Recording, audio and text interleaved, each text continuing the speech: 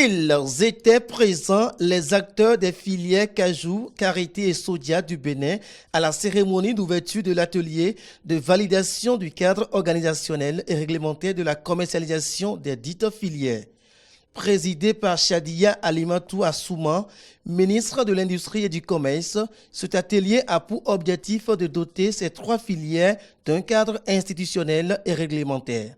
Pour Edouard Sogba, président de l'interprofession de la filière NACAD, les acteurs ayant pris la totale mesure des réformes engagées par le gouvernement ont pris l'engagement de travailler pour accéder au marché dans le respect des normes et qualités exigées.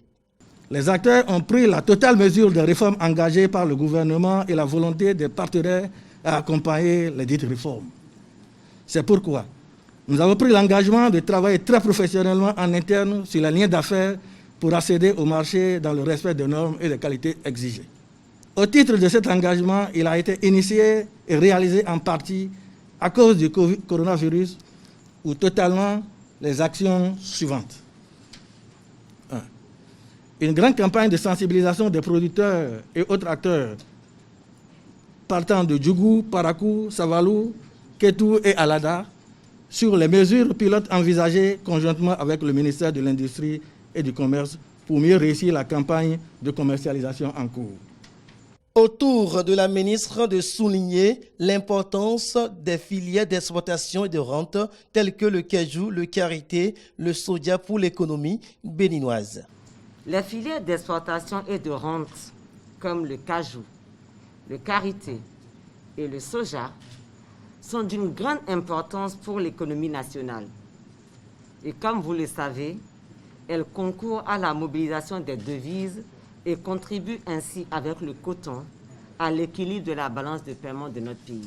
Rappelant que les acteurs de ces filières d'exploitation étaient confrontés à des difficultés liées surtout à l'absence d'un cadre organisationnel et réglementaire, elle a saisi l'occasion pour remercier son collègue de l'agriculture, de l'élevage et de la pêche pour l'organisation des interprofessions et leur fonctionnement.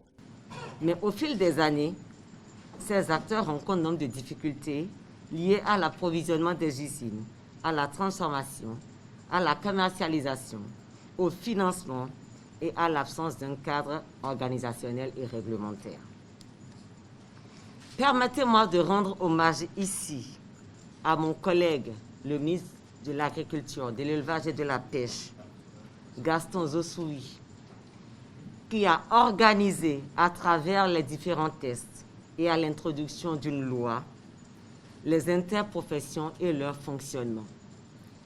Ces tests représentent la base même de notre travail aujourd'hui, puisque sans organisation, on ne peut pas faire des tests réglementaires viables. Démarré ce mardi 14 juillet, ces assises qui se tiennent à Cotonou prendront fin le jeudi 16 juillet 2020, soit 3 jours de réflexion pour une nouvelle page des filières d'exploitation et de rente au Bénin.